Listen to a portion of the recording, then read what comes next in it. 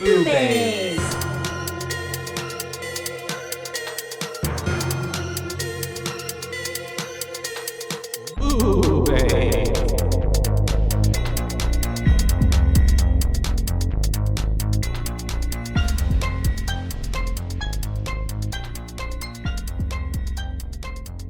Hey.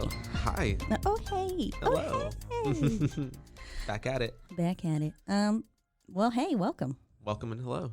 My name is Caitlin, And I'm Joshua. and this is a show called Boobies. Boobies. That's right. A horror movie spooktastic fright fest extravaganza.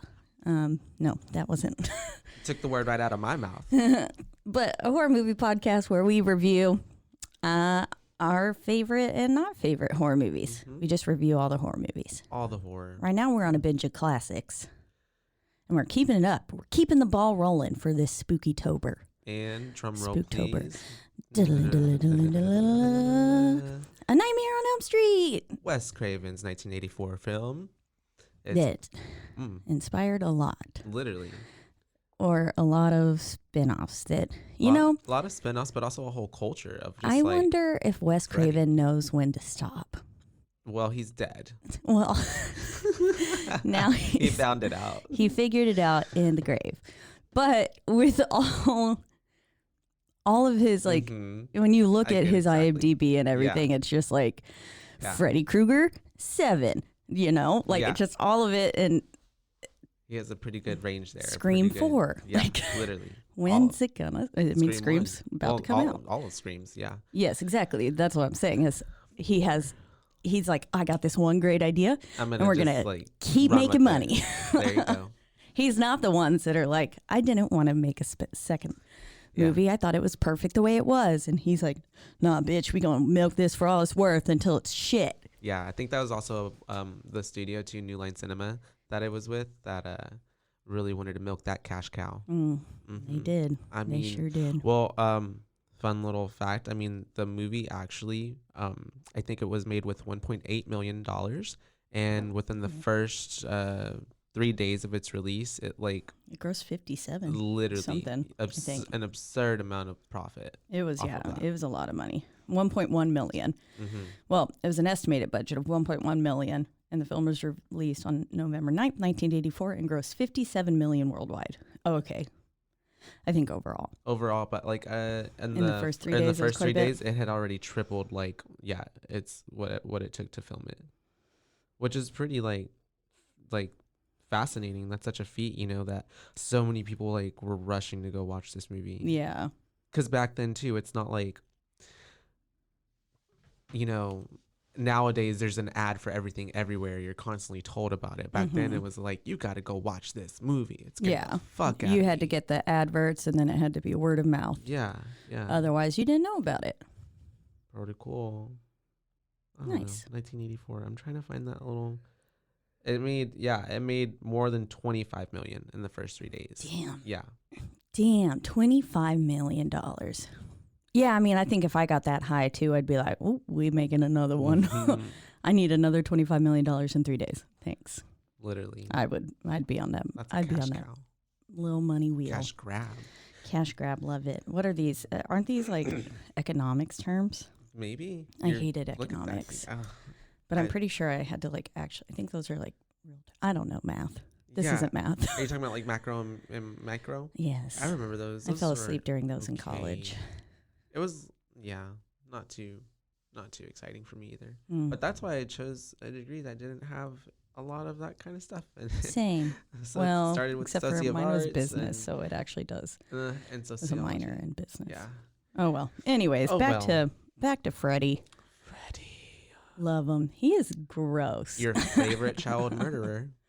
Mm. Yeah, he really loves to savor a torment. Like, he really loves to just scare the fuck out of you before he kills you. But I feel like he just plays with them. Like Oh, when yeah. he, in the first, when he cuts off his His fingers in fingers. front of Tina, he's like, Tina, look at this. Yeah, just or starts even when squeezing. he's yes, like the Yeah, accordion the funny little arms. Yeah, That's- yeah. I love that scene. And then when he, this was the scene that made me be like, Good thing I wasn't eating oatmeal this morning. Yes. I learned. But he when he cuts open his chest. Oh, yeah. And there's maggots. Yes, the maggots and the green ooze. And it's just like, ugh. But the way that the flesh like peels there, parts, it looks really good. Practical effects. Like, yeah, really good practical effects. And it reminds me of Oogie Boogie from Nightmare Before Christmas. Yeah. Kind of those same vibes with bugs. Yeah. Hi, bugs. Coming out. Which we'll have to cover that during Christmas time. Yeah. Most definitely. Halloween, Christmas movie. It's a year-round movie. Yeah. We're year-round horror people here, so. It's like the way judging. that when I was in high school, our band had a whole Nightmare on, not Nightmare on Elm Street show. That'd be cool. Nightmare Before Christmas show. And so we would watch it all the time. Oh, fun. Yeah, so the movie's opening. I love the opening sequence. Yeah. I think it's really cool how you get to see him sitting there building his little... his little finger knives. Finger knives, yeah. If you're not a fan of nails on chalkboard, don't listen to half this movie. Yeah. That's his... You're going to get triggered. Let's go to. Ugh. Terrible sounds. But yeah, he's sitting there building. It's like a little hammer in his... He's really going for it, making his little glove, and he's so pleased at the end. The satisfaction when you just... Yeah, and he says that, too. Literally. He's like, ah. Literally. But yeah, I like that sequence a lot, and how it's kind of shot in like a smaller...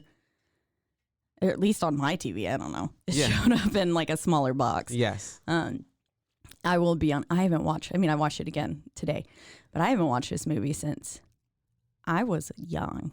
I have a distinct memory of being at a friend's house, and we were watching it. I remember she had like a bunk bed, and we were watching it. I think we had just got done watching like Degrassi or some shit. Degrassi, And then we were... Shout out to Drake. Yep. And then we watched this film and went to bed. And I feel like I remember, I think she was like sleeping in a striped sweater or something. It wasn't even remotely the same colors, but I woke up and was like, fuck. Yeah. And I was like, we're going to die. But even your experiences with when you first watch movies. Well, they're just all in my head. I don't know. Yeah. No, that's probably, great. I'm running out of fun facts to go with them. On a side note, I did recently, and by recently, I mean like 6 months ago, have a dream where I was somewhere and Freddy Krueger showed up in the same sweater as me. Whoa. Oh, I remember you told me about this dream. Yeah. Yes. So I have this like Carhartt oversized. It's like a 4X. So way too big for me. Yeah. Orange, just dingy ass looking Carhartt hoodie that I love. I live in it. Cannot part with. Yep. And I was wearing it in this dream. And then Freddy Krueger shows up in the same fucking sweater. And I'm like, oh my God, this is so embarrassing. God. And I was like, Freddy, like, go away. And he was like, no, like, he wanted to be friends and stuff. Yeah. I was like, look at us, we're in the same sweater. And then I think he eventually started trying to kill me. But I was like, bitch, no, like, that's how he's trying go to change your sweater. Like, we cannot be seen in the same thing. This is embarrassing. And he was not embarrassed. Faux pas. He was super excited.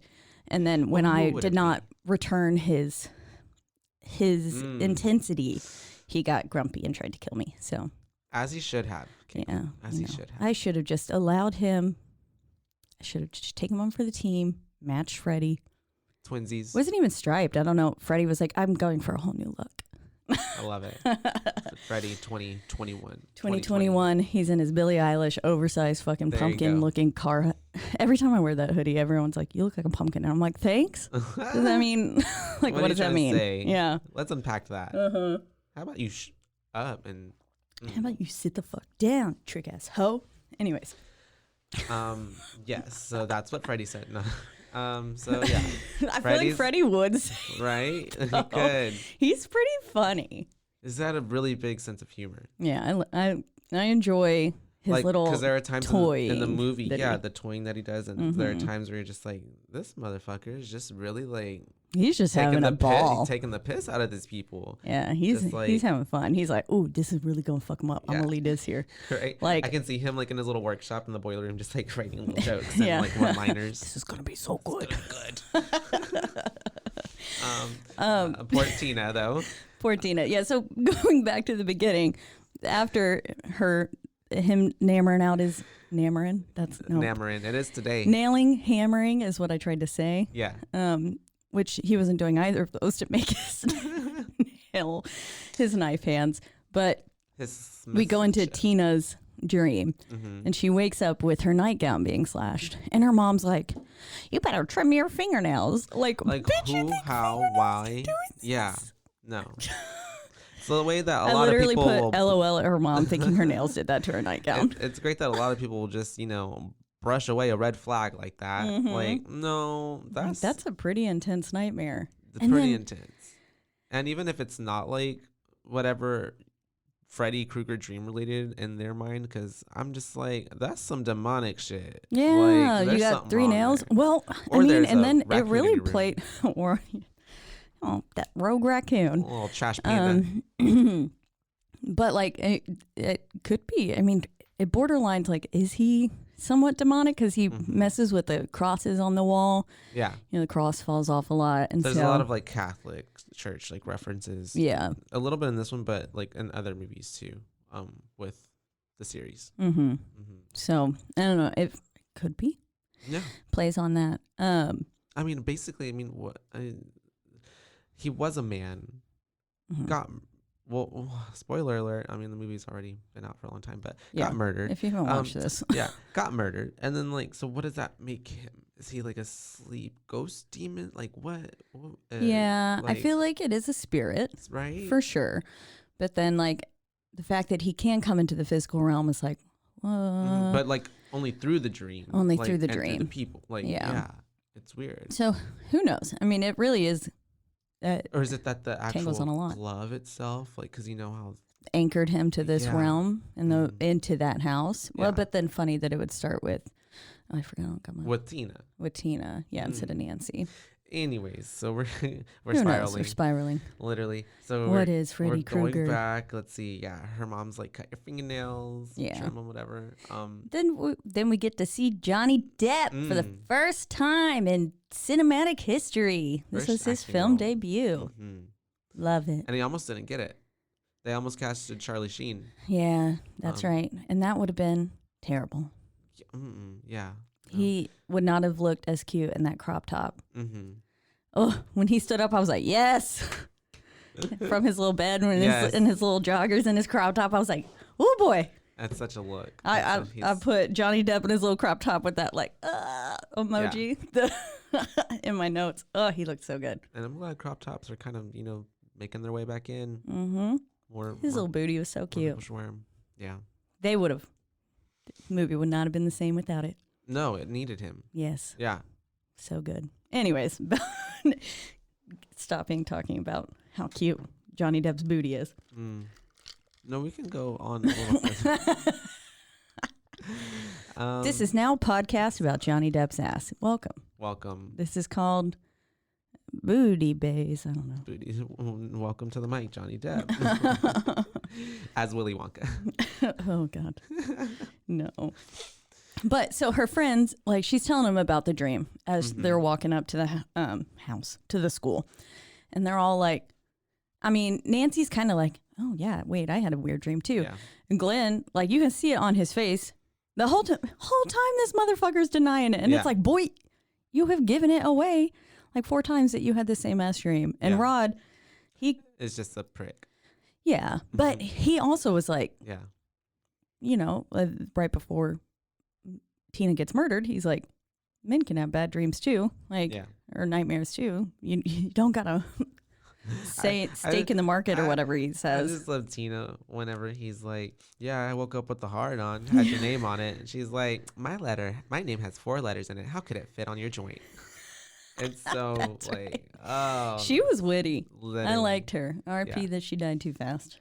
Honestly, she kind of seemed like she could have put up a little bit more fight too, but you got to have that initial murder, that kill. I have a note here that says, someone please punch Rod in the face. He was just kind of at the beginning. Once after Tina's dead, it was like, Yeah. Okay, now I feel a little bit bad for him because he's like freaking the fuck out. Well, I mean, when that shit happens and then you're the only person that's in the room and the murder's going to get pinned on you. Mm-hmm. I mean, oof. I would be freaking the fuck out too. And I mean, that's traumatic as fuck. Yeah. So we get to mm-hmm, Tina's death scene. Let's just get there. Let's get there. We get the iconic slinky arm things. Mm-hmm. In the dream. Accordion arms. And he's like, wee!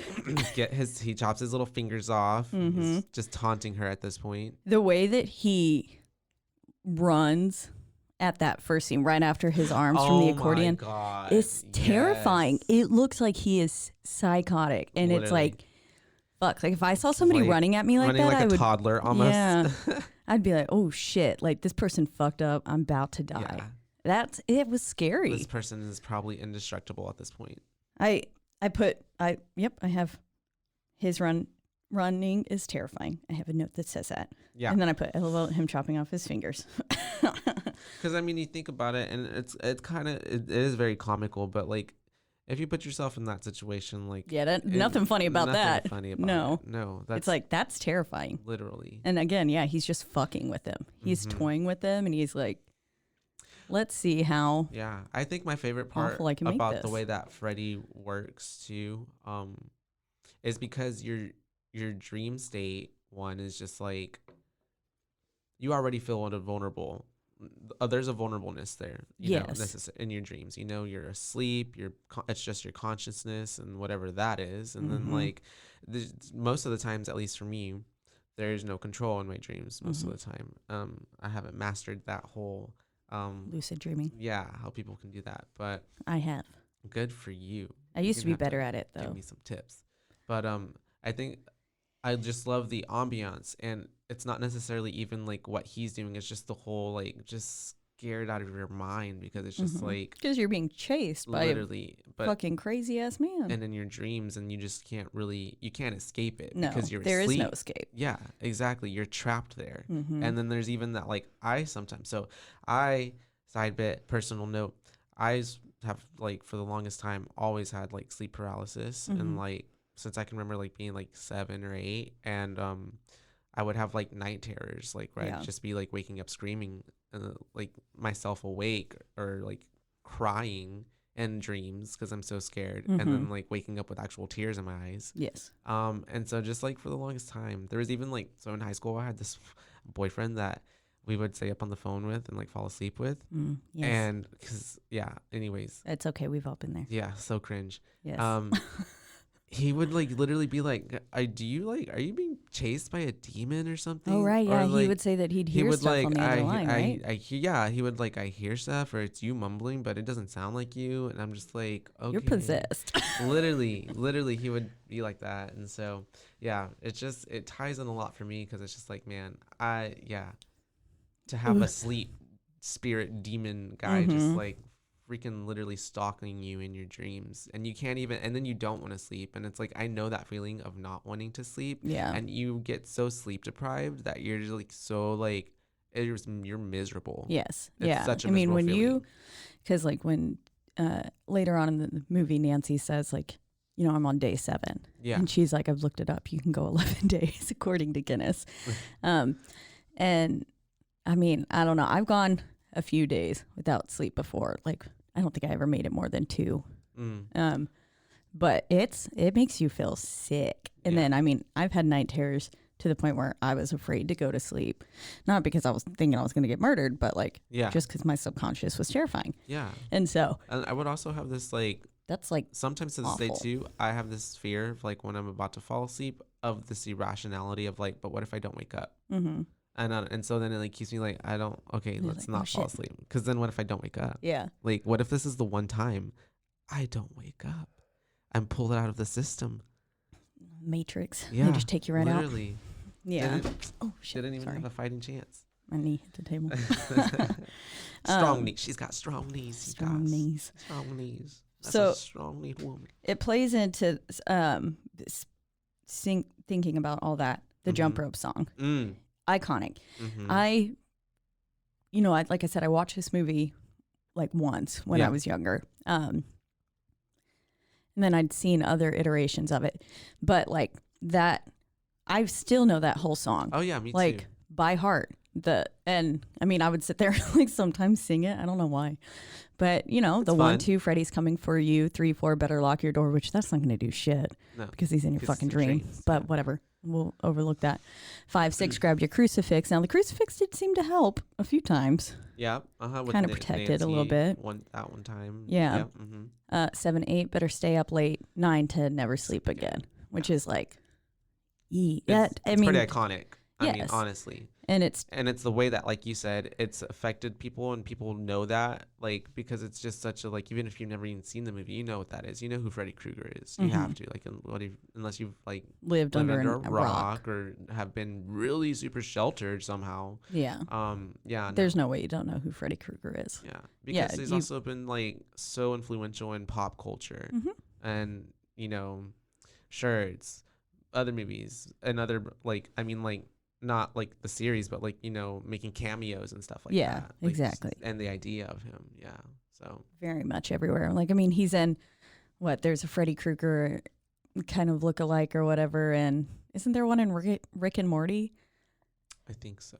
Something like that. Like, Yeah. I mean, lots of pop culture references. I'm sure South Park got him in there somewhere. I don't know. SNL has done skits with him. Like, I mean, other movies have had, like, mentioned him, or, you know, bringing it into their universe of whatever their film is. But it's pretty he's got a pretty good finger knife hold. I like it. So back to the being afraid to sleep and stuff, and Tina's death scene. So her and Rod just got done having an obnoxiously loud and highly inconsiderate to their friends in the other room sex scene. And then they're talking. Rod says his, you know, men can have nightmares too kind of thing, which it's like, okay, yeah, you right.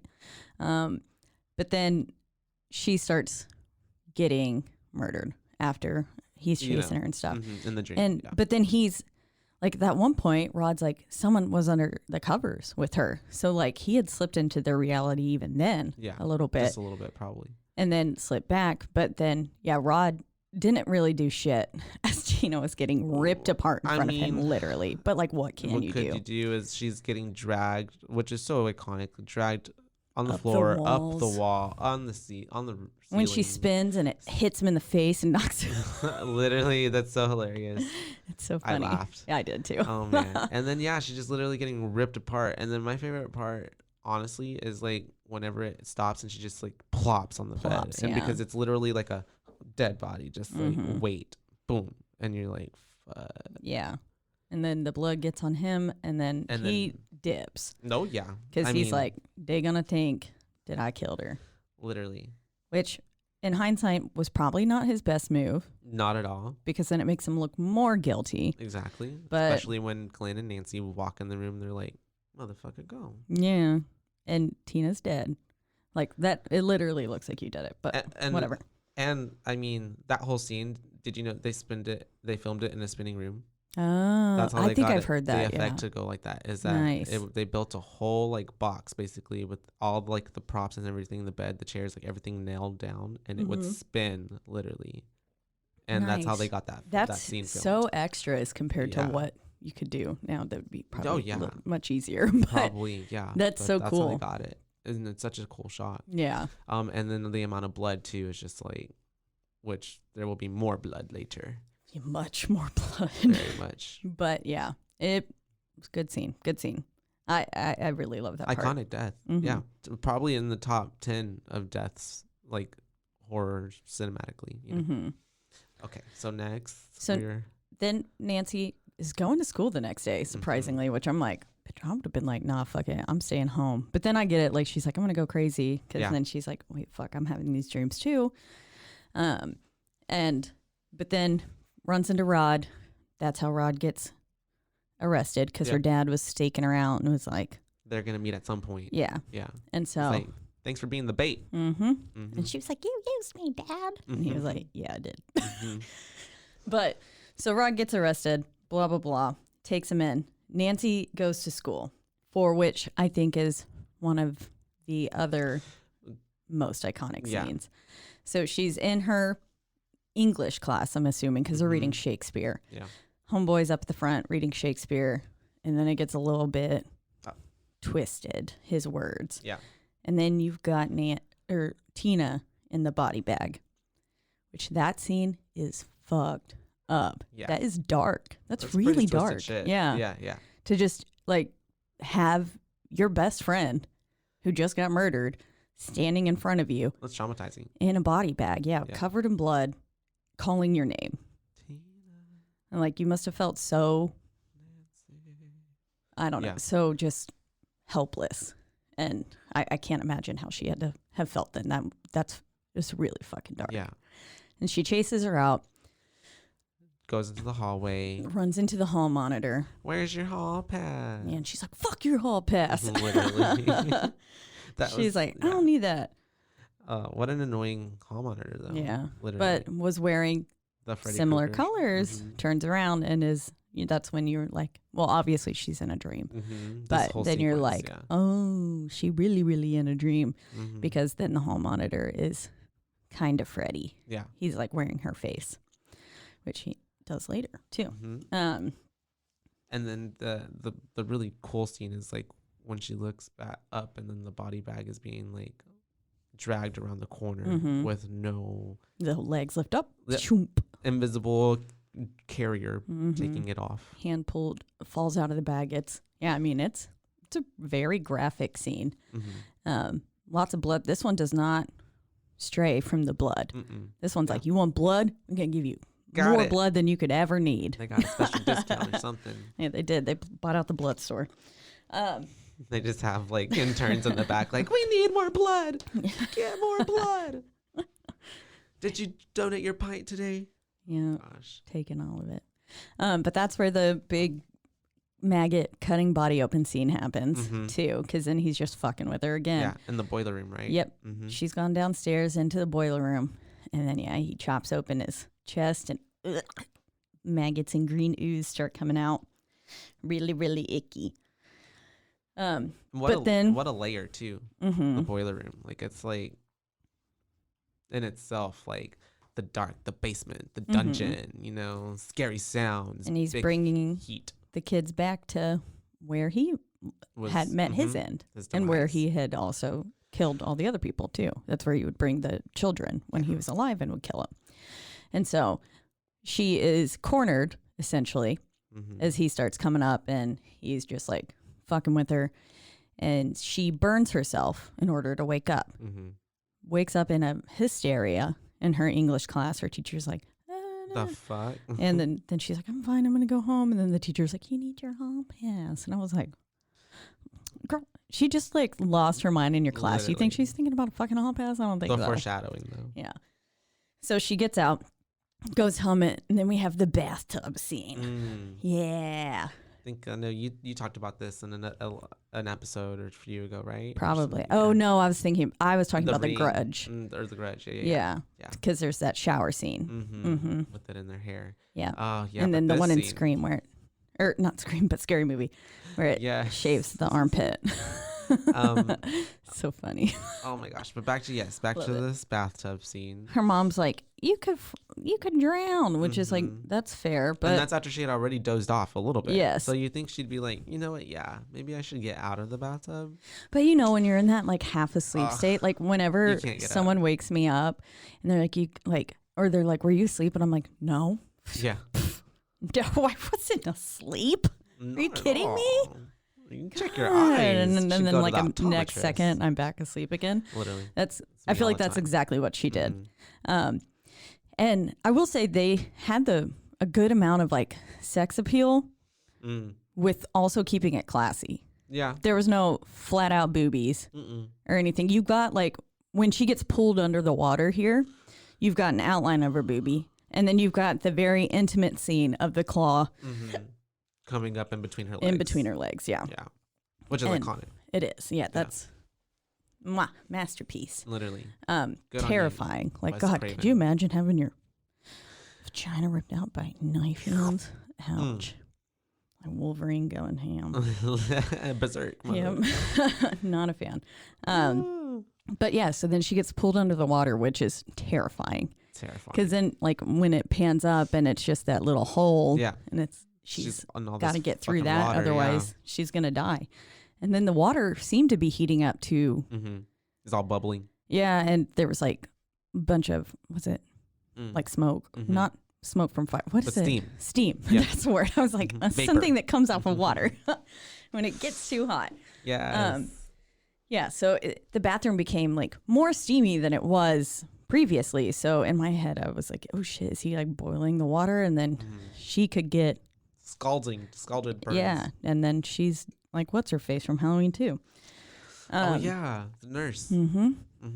And she gets out, and then I think I wrote down, I put, why is Nancy lying all the time? Because her mom was like, are you okay? Blah, blah, blah. And she was like, it's fine. I just slipped coming out of the bathtub. And I'm like, why are you just fucking tell someone? But then, of course, she tells someone and they don't believe her. Yeah. No one listens. Yeah. Well, and also, I mean, her alcoholic mother also throughout this whole movie, like slipping in the vodka. I literally wrote down twice, dude, Nancy's mom is weird as fuck. Yeah. Oh, yeah. I put it, and it's like all of these notes. One is her mom weird AF. And then like 4 down, it was, dude, Nancy's mom is seriously weird as fuck. Like just disassociative, creepy, like just wanting to feel the buzz all day long. She was, there's so many things about her that I was like, you are off as a mother. Yeah. Wouldn't want you as my mom. And let's not even get into her dad. Yeah, no, dad's piece of shit too. No one believes her. Yeah. And then anyways, she's like, okay, she goes to fall asleep, right? Glenn comes knocking at her window, tap, tap, tap. And then she realizes like, oh, okay, shit, like we're all kind of having similar dreams. This is happening. Wait, is that the scene where that happens? Yes, I'm pretty sure. That's so. And then she should have known when she was like, Glenn, you watch out for me. Right. And then she turns around and she's like, Glenn, are you still there? And he's like, yeah, I'm right here. And I'm like, bitch, that means he's in the dream with you. Really? She's like, I was just checking. And then he's not in the dream when she's running out, but then she wakes up and she's like, you had one fucking job. She got mad at him. She was like, you bastard. I would too. Yeah, you literally, all you had to do is stay up, make sure like I don't die. For 10 minutes. Yes. And then she was like, a lot could be riding on this. And it's like, yeah, your fucking life. Yeah, literally. Your whole life. Tina's dead. Yeah. And and that's dream scene. That's where she also sees that Freddy is visiting Rod. And that's so she wakes up. Yeah. And they're like, we have to go get to Rod. Rod's in trouble. And she runs down there and no one is believing her again. Of course. And I mean, I get it though. You know, like, okay, sleep, nightmare killer. All right. You know. But like, I don't even think she had said that. At that point, she was like, just go check on him. Yeah. And they were just like, no, he's fine. He's sleeping like a rock. And she's like, that's a fucking problem. Yeah. Go check on him. And the rope tying itself around his neck is a good scene. I'm pretty sure the rope changes from, so it looks real thick. Yeah, the bed sheets, as it's being like slithering up his body. And then once it starts wrapping around his neck and he like, you know, he kind of wakes up and he sees it. Yeah, but it's thinner. Well, it looks like a table napkin or something there instead of the bed sheet that it was, but we won't get into that. It's okay. But then it strings him up. Yeah. And they literally got there 1 second too late. Literally. 1 second too late. And then I don't understand why the dad didn't believe her then. But of course, that does look like a suicide. So. Yeah. Freddy made it look as if like he could have done it himself. Because if he could have killed him other ways, he could have slashed him up too. And I guess they didn't have probably as many. Do they have cameras in 84? I don't know. That could, like, so there's no way you can go back and watch the footage and like see this boy kill himself. Yeah. I'm like, when did security footage become like a major thing? I don't know. Because I mean, I know that obviously they could record things, but like, was it mainstream enough to be? You'd think in a police box. It was okay. So they had digital cameras. Yeah. So 1970s, there was some kind of like surveillance video stuff out, but it wasn't until the late 1990s that it was really like they were everywhere. Yeah. Okay. Yeah. So they probably didn't have one in there, being able to just play it back and figure it out. Yeah. But yeah. So, anyways, Rod's dead. His funeral. Rod's dead. First off, Nancy is wearing blue. Yeah, right. And so is Glenn. And I'm like, what the fuck? But then this motherfucking priest was like, he who lives by the sword will die by the sword. And he goes, but we're not here to judge. He's like, well, that's not our place to judge. And I was like, bitch, you literally just judged him and he's dead. You're sitting here like, if I was his parents, I would have been like, are you fucking like talking shit about my son right now? Poor Rod, though. I mean, I would have been pissed. I don't know. Just as we were calling Rod an asshole. Yeah. but you don't say that at the man's funeral. Yes, exactly. You can say it when he's alive, but once he's dead. No, just kidding. Some people are still assholes once they die. But I don't think Rod was as... Yes, he was an asshole, but I think he just probably was immature and didn't know how to... emote. Yes. And how to be a functional part of society. Mm-hmm. He probably had a lot of sleep demons that he was fighting. Maybe, yeah, exactly. They killed him. Maybe Freddy Krueger was tormenting him a lot longer than everyone else. Yeah, who knows? And he'd been fucking with Dad, so it made him a dick. Who knows? Anyways, so that part cracked me up. I was like, this motherfucking priest. We're not going to throw shade, but we're going to throw some shade. That's exactly what he did. Literally. But then they're leaving and her mom's like, I'm going to do one better. I'm going to get her help. And they go to the sleep clinic. And even the sleep clinic guy's like, we don't really know what dreams are. Yeah. And he was like, you have to dream or you'll go crazy. But he's just like, we don't really understand how they work. That's why we do this. Yeah, we're trying to figure it out. And then so far, like once they hook her up, things are good. And then all of a sudden he's like, these are the normal numbers between like a 0 and 7 or a 5 and 7 or something. And then she starts going off the charts. Berserk. Yeah. And he's like, what the fuck? Like, I've never seen this happen before. Yeah. And her mom's like, what's going on? Anyways, she pulls the hat out of the dream. Literally. And then she's got a cut on her arm. And I don't understand then. At that point, why her mom like still was not like, oh yeah, honey, literally. Exactly. Like this bitch didn't just pull a hat out of nowhere. She didn't pull it out of her ass. Y'all put her in the bed. Nobody gave her a hat. Like, yeah. Exactly. Unless y'all are all in on this prank. Y'all been watching her. They are gaslighting she is not, her. Yeah, they're just trying to make her feel crazy. Literally. It just, that part I was like, what the fuck? And then the mom, you hear her talking the next morning to, I'm assuming was her father. Yeah. And it was being like, no, I'm not crazy, blah, blah. And essentially it's like saying that Nancy is. Yeah. And then you see the first bottle of vodka, which Nancy shatters after her mom is not listening to her. Right. She's had enough. Throws that shit on the ground. Yeah. Really, in that scene, I feel like their roles are reversed.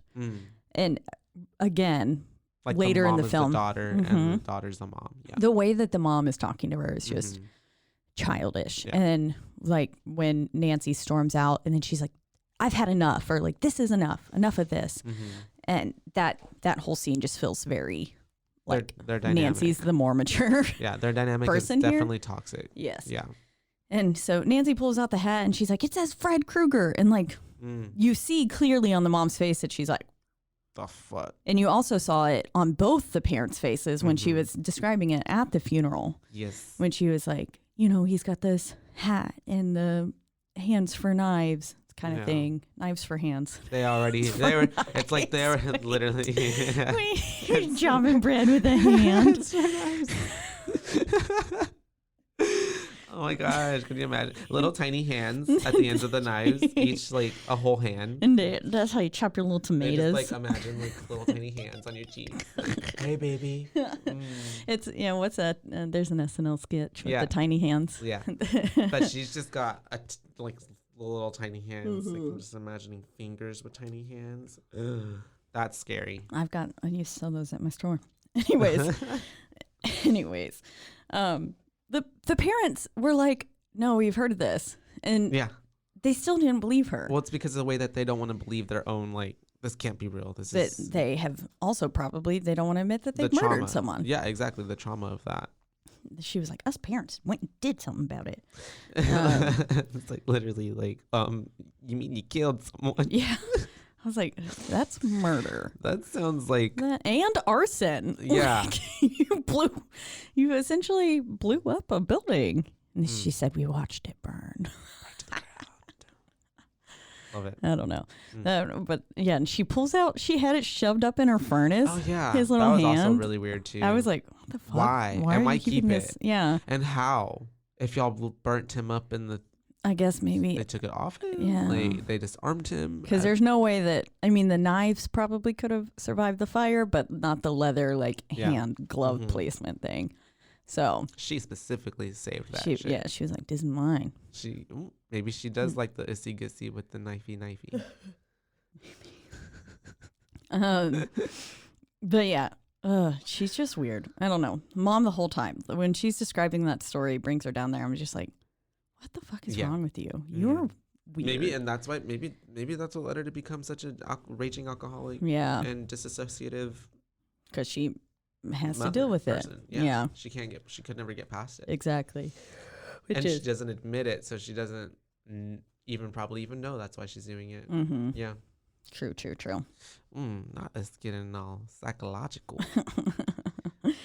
So then we have Johnny Depp's little crop top. Again, when he the only part that matters about the scene.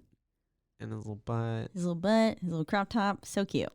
I will say I put a note. I said, why does he have his shoes on his bed? Motherfucker, when he lays back down, he's got his shoes on. I'm like, boy, take your shoes off. Itself, that's a true psychopath. That, right there. Yes. Don't lay with your shoes on your bed. Ew. Yeah. I know you're in high school, but take your fucking shoes off. That's just disrespectful, disgraceful. What the hell? The dirt, the germs. You deserve to die, Johnny Depp. Ugh. God. And yeah, here's my second dude. Nancy's mom is weird as fuck. When she like locks up her fucking house, and then Glenn's parents are like, "Can you please stop calling over here?" Yeah, they're like, "We don't want her associating with our son," which is like, bitch, like. The first time you should be more worried about the mom. It's not like Nancy went there and put those fucking bars up on there. And also, 2 kids are dead. Yeah. 2 of their best friends are dead. Why are you not? Let them talk. Yeah. They're grieving. But yeah, I'm sure. It's the 80s. Like, it's the 80s when I think a lot of parents do, like when stuff is happening with their kids, like their kid is always the good thing. Their kid is always like the angel. Yes, and everything else is a bad influence. So we need to cut them off. Mm-hmm. Yeah. Even if they're the one that's not that Glenn was. But yeah. Glenn was fine. Glenn was living his best life, honestly, up until this point. Anyways. But so she was planning to meet up with Glenn, and then Glenn was like, okay, yeah, I'll meet up at midnight. And then Glenn's mom wakes him up, and then he immediately, I guess, he didn't fall back asleep. That's when he gets immediately. He just sucked gets into the sucked bed. Into the bed. Yeah. Well, no, because he does fall back asleep, and because you hear the national anthem playing or whatever for Miss Nude America or whatever, and then he gets sucked into the bed, and I think I read somewhere that like a stupid amount of like blood had to be used for that. Yeah. I'm sure. Which the scene was also filmed in the same room that they had built. Oh, for the spinning room? They just like, changed, the wallpapers nice. And like all that stuff. But yeah, same thing. So that's how they filmed it with all that blood just pouring out. Yes. Okay. His death scene involved tipping around 500 gallons. 500 gallons. That's a lot of blood. Of fake blood into an upside down rotating bedroom set. Yeah. 500 fucking gallons of fake blood. That is so much. Literally. That's insane. I can't even like visually like. Yeah, that's like a swimming pool, isn't literally. It? I don't know how swimming pools work, but I think that's literally more than a swimming pool. I don't know. We'll have to average swimming pool. We will. We'll figure it out. We'll let y'all know. Anyways, iconic scene also as well, like Tina's. Also happens in a bedroom. Apparently the same one it was filmed in. All that blood, and it just starts pulling up to the ceiling, and then it's just like Mom screaming. Yeah, literally. Having a good time. And at that point, what do they think? Like, wow, like, clearly no one is. That is not a natural human death occurrence. Yeah, that's not normal. Not something that is caused by this world. Body was gone. Yeah, sucked. Until the and also too, I remember that scene, it's the way that he just gets sucked into the bed, and you're just like, what? It's so fast, and then he's just and then it's just blood. And so it's just like you're left to assume, well, yeah, I guess he's dead. Like, but I don't know. For me, could be someone else's blood. Yeah, well, I don't know. Probably a lot of people's blood. If there's 500 gallons. I guess really it's a lot of shock factor and for awe, and for like this is such a cool scene. Yeah. But I'm just like, man, I really wish like there was some other like or more kind of maybe struggle before he gets into the bed. He went down real easy. Yeah, like it was just super like he's done, out, killed him. And Glenn's gone. Yeah, literally. That's very much what it felt like. So I was just like, oh man, kind of. I mean, I could have used a little more Johnny Depp. Yeah, always could use a little. We more should have let Nancy die, and then Johnny Depp could have been the like protagonist of the rest of the film. No, I will say Nancy becomes a real fucking badass here at the end. Yeah. So going on from here, montage. She has really stepped up her game. Oh, also, I do want to say that right before he gets sucked in, it says, signing off, this is KJ or KRGR, Station Kruger. Oh, yeah. Then so I was like, that's real nice. Yeah. I put R.I.P. Johnny Depp's cutie little booty. That was my note. But so Nancy knows he's about to die because she's calling over there, and then she unplugs her phone. It rings again. Yeah, and then he's like, I'm your boyfriend. I'm your boyfriend now. And then the phone with the tongue. I was like, ugh. It's so funny. I love it gross. Though. And I also love her surprise coffee pot that she pulls out after the second one. Yes, her mom is taking everything. And it's so funny. It's not like she starts the coffee. It's like, bitch got a whole nother pot of coffee ready to go. It was ready to go. Which is like, how do you not smell that? But yeah, and then she just pours the cup. She's like, I thought that was hilarious. It was hilarious. Like, that's funny. It was very funny. But again, no one's listening to fucking Nancy, and another supernatural death just happened. Yeah. And so she's at this point, she's like, I'm taking things in my own hands. Yeah. Home Alone got all of their booby trap ideas from Nancy. Yep. As she's sitting there fucking the wire, putting everything up. The not a hammer, sledgehammer. But a sledgehammer. There you go. Comes down, and she's like drilling holes in fucking light bulbs and stuff. Like, her mom's drunk. She's going passed out, ham. doesn't hear a damn thing. Yes. Yeah. And fucking locks her inside the house, which is like, that's a whole thing. Her mom is psycho. And then also, kids are dying everywhere, Mom. Like, maybe don't lock your kid in the house. I don't know. I understand like probably where she was coming from, don't make me feel trapped. But that's not okay. But I wrote Nancy as a badass. She really stepped up her gay game. Yeah, she did. Because then she was like, I've had enough. She calls her dad and she's like, get here in 20 minutes. I'm going to pull this motherfucker out of the dream and I need you to get him. And her dad's like, yeah, sweetie, I'll be there. Obviously, he's fucking lying to her. Yeah. He doesn't come, which, dickhole. Yeah. He does tell that officer to go, like, stand watch. And so then she wakes up. Freddie is there. At first, she thinks she's like, oh, fuck, maybe I am just crazy. Yeah. And then he pops up and it's like, nah, bitch, you right. And then so she's running and fucking toying with him. Like, she's toying with him. Because, all the booby traps, everything. And then he falls down. She's like, come and get me, Freddie. Like, she's like, fucking come get me. Yeah. I loved it. I was like, yeah, Nancy. How the tables have turned. Oh, how the turntables. And then she knocks out the window and she's screaming. Yeah. And she's like, fucking help. Yeah. And the guy's like, everything's going to be just fine. And she's like, get my dad, you asshole. Literally. I loved that scene. I was like, yes, fucking tell him, Nancy. And then she has to keep running. And he's like, oh, maybe I should go get the sheriff. Literally. Or whatever he is. And finally goes and gets her or him. And then the dad, they break down the door and she's set Freddy Krueger on fire. She's handling it. Yeah. She's handling it. You know, she fucking, when he walks up the stairs, like all flaming, and then she opens the door on his face. It's like, hell yeah, bitch. Yeah. I was rooting for her the whole time. I was like, ooh, get him. Loved it. But then she is pulled into the dream at some point, and he's just fucking with her, like when he, I don't know what that was. That was me, my bad. Okay. With the headphones, and she knows that they're Glenn's, and she picks him up, and you see just like the trimmer, fuck, the shape. This is like, she knew he was dead, but that made it kind of real. Yeah. Which is odd because it was also in a dream. So. Well, it's also just taunting and tricking for her. Like, rubbing salt in the wound. Exactly. So yeah, he's really just fucking with them. But I don't know. Finally, everyone comes over though. And then they realize Freddie has gone up the stairs to her mother. And that scene gave me some like major poltergeist vibes. Yeah. Like everything about it. And then when she's like going in and the lights and stuff, that's pretty fucked up. Like that scene. I'll admit she looked kind of funny. But yeah. You know what? Side note. But like to see your mom and your ex-wife like just burnt to a crisp, incinerating together, and then getting sucked into a bed, and then disappearing. Like that's gotta fuck you up a little bit. And at that point, does he like? She finally deserves believe, to be crazy. Yes, finally. Right.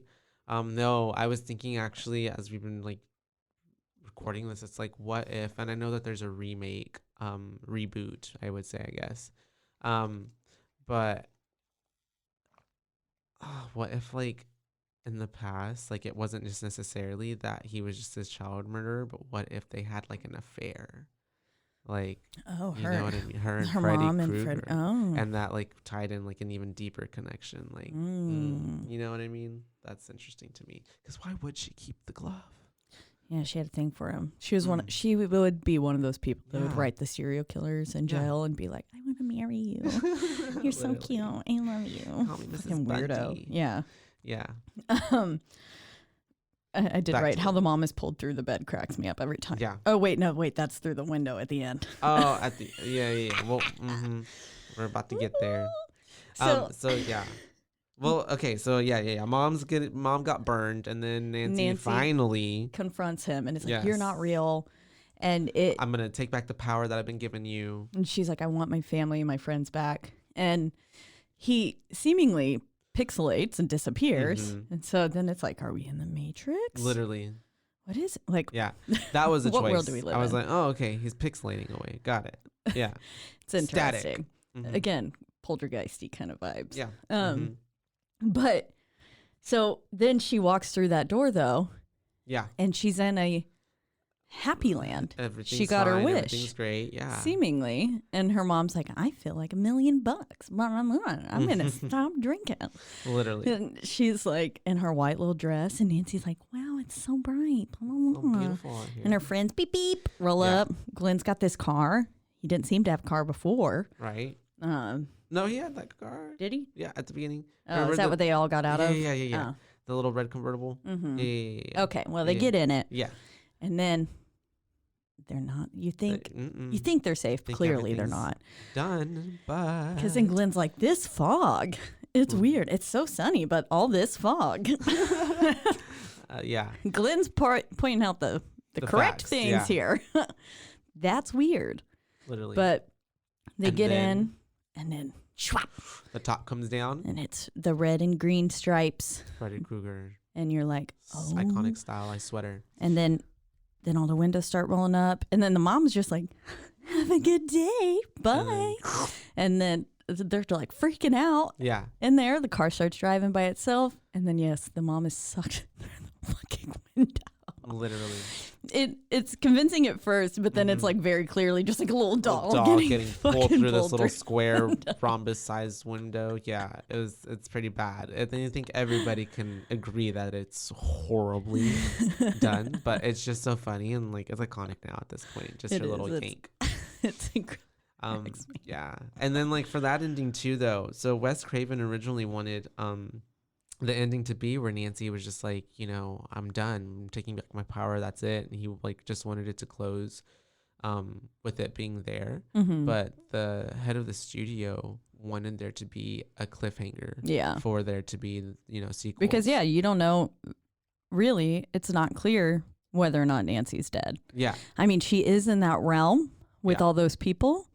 And so it's like with all those people who are dead. Yeah. And so it's like, Is this a dream where she's brought them back to life in her head, or like did she possibly get killed in the room instead of him passing through her, pixelating? If he killed her, she woke up in this secondary realm, where they're stuck and still being tortured by Freddy. She needs one. Their souls never went past. She needs to spin a little dreidel, like Inception. Yeah, see if it stops. Yeah. But yeah, so the ending is you don't know if she's safe, which I like. I like the cliffhanger.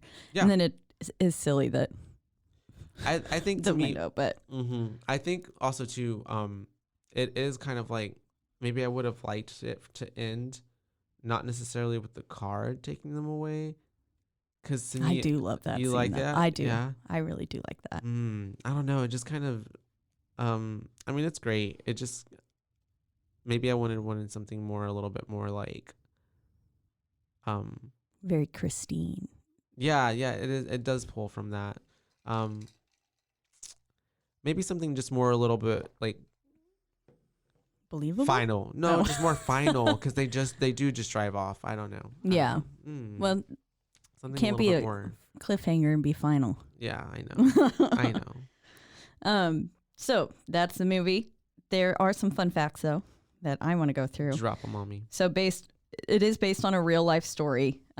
Yes. Where it was immigrants from Cambodia, and there was this young boy who. Okay, here we go. You got it. I think I read the same thing too. Yeah.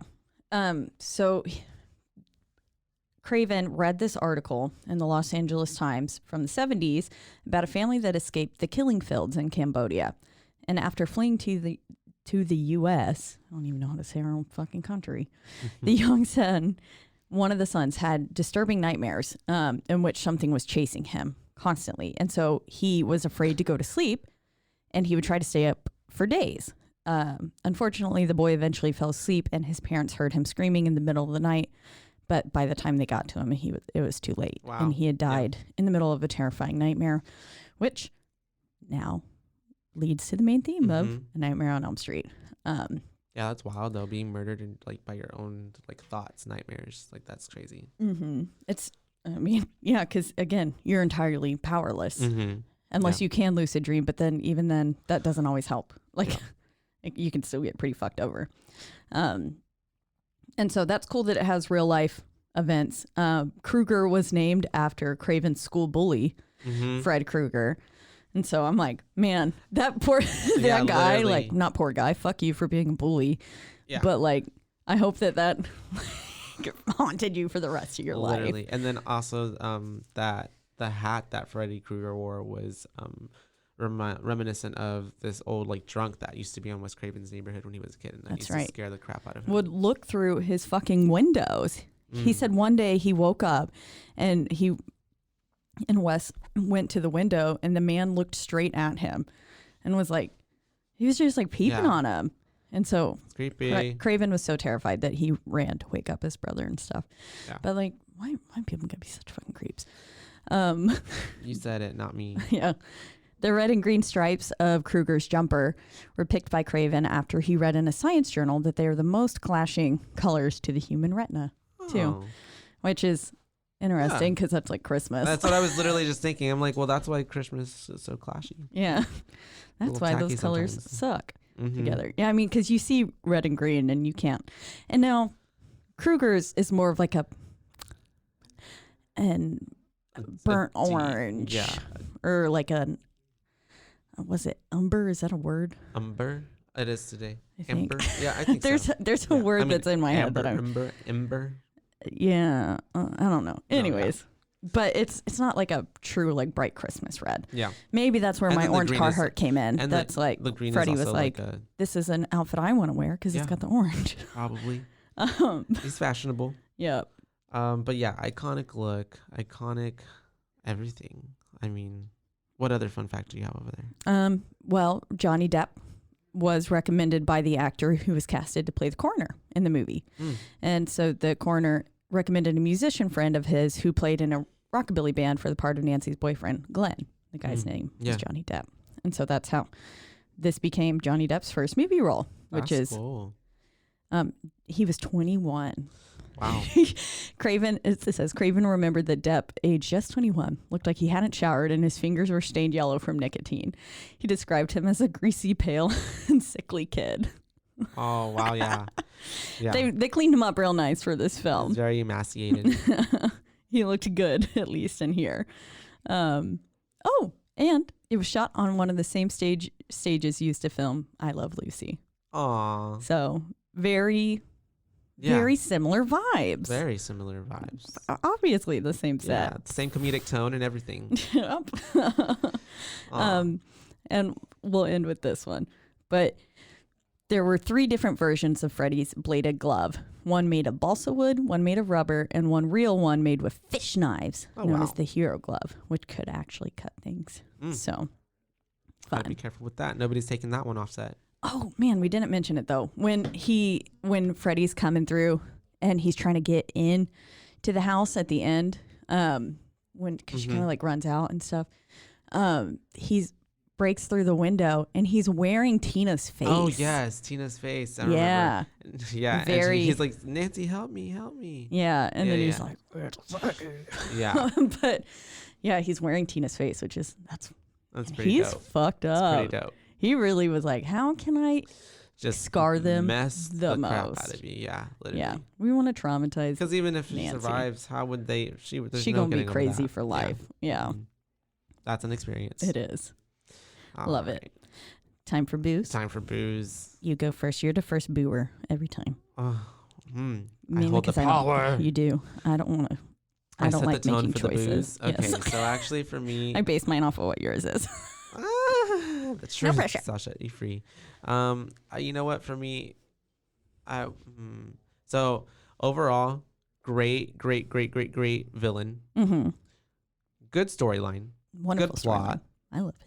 Good like ideas and like it's the dream world. Like it was never like it's good. Mm-hmm. It's held strong and true. It's very original. And a lot of the special effects were executed. The practical effects, yeah. Practical effects were really executed good. super well. I also until we the didn't mention it, but also until her mom getting pulled in, the soundtrack into the bed and through the window. I really love the music to this movie. The music is wonderful. Yeah, the music, the soundtrack, so good. It's all really like it just ties in perfectly. It really builds up on him and his ambiance, his persona, the evil. And it adds to the point where you don't notice that it's there, but like if it was missing, you would be it fills up the dead space that you needed to fill in just the right ways. Mm-hmm. It doesn't overtake the movie, but yes, it does a wonderful job. I love the soundtrack. So I would have to honestly give it a good 4. Yeah. A solid 4. That's what 4 boosts from me. Every time I listen back and I listen to the recordings and I hear what we give these movies, and in my head I'm like, I would give this one a 4, 4.5, and then my motherfucking ass comes out and it's like 3. And I'm like, I've literally like have multiple times been like, what the fuck, Caitlin? Why would you? Why would you after give we that? Just talked about it for so long. Yeah, so and I was like hyping it up, like Halloween. I think I gave it a 3.5 or some shit, and I was like, what? Are you dumb? Okay. I want to up my rating for that. I don't know what I was thinking. I would give this one a 4 as well. Okay. Because I thoroughly enjoyed it. There are some parts. I mean, it is maybe. Do I want to go up? 4.25. 4.25. Go, Caitlin. I love my. You do not. I like my 0.25s. You just let it go. It should be 4. 4. 4. Okay. We're solid 4. It's so good. Overall, it's a 4. It's good. I mean, there's so many scenes that I love about it. That dream scene too in the school, like you were saying, and like the way that bag gets pulled, like the death scenes with Glenn and with Tina. Even the ending. Everyone knows those scenes. Yeah. Like, again, even if you haven't seen the movie, you at least know Johnny Depp getting pulled through the bed. I mean, Johnny Depp in a crop top. That's for me. Yeah. The true winner right there. Mm-hmm. Because of that, 4.5. 4 point, literally. We give a Johnny 2.5 Depp's and a little 2.5 baby for abs. each cheek. Yes. There you go. There we go. 4.5. That would make it a solid 5, wouldn't it? I'm not good at math, yes. Caitlin. I would know give the it a maths. I'm not mathing this morning. Anyways. We are 4 solid 4s from solid us. 4 boos from us. For from the Boobies. Wes Craven's 1984 A Nightmare on Elm Street. Freddie does that a lot with his tongue. He's like, I just licked this microphone. Also, his laugh is like the little like. I don't know. I won't imitate it, but I will do this. It makes my skin crawl. I just love it when Nancy's doing it. She's like, yeah. Like, oh, that's exactly what they sound like. Mm-hmm. And Tina's kind of like, what the fuck? Like, why are you saying it like that? Like, literally, it was more like, it's not Leviosa, it's Leviosa. Okay, so we are in the lovely Rogue Media Studio Network. That's right. They take care of us and make us sound good. They get rid of some of our pauses. But we just, mainly we just talk. Just the natural flow of things. There's going to be you get a really raw and unedited, like not unedited, but a raw version of us. Yeah, a lot. You're just here bullshitting. Yep. But you can also, so that's great that they take care of us. You can listen to us though on all of your favorite podcasting platforms, like Apple Podcasts, Spotify. You can also find us on things like Pandora, and Stitcher, and like Google Play, all that stuff. Really, you can find us anywhere. And if you are listening on Apple Podcasts or on Spotify, you can follow us. But then if you're on Apple Podcasts, don't forget to rate, review, and subscribe. Please do. It really helps us get anywhere. The only way that we can keep on spooking it up. Yep, that's right. Spooking it up. You can also follow us on social media, and that is at only one place. Boo-Bays Podcast. That's right. At Boo-Bays Podcast on Instagram. All one word, and that's bays, not babes. Bays, that's right. And I think that's all, right? Yeah, I had such a great time talking about Nightmare on Elm Street, and I can't wait to do our next film. Yeah, it's classic. It's classic. I enjoyed watching it again. Yep. And until then, bye, bays. Bye, bays. Bye.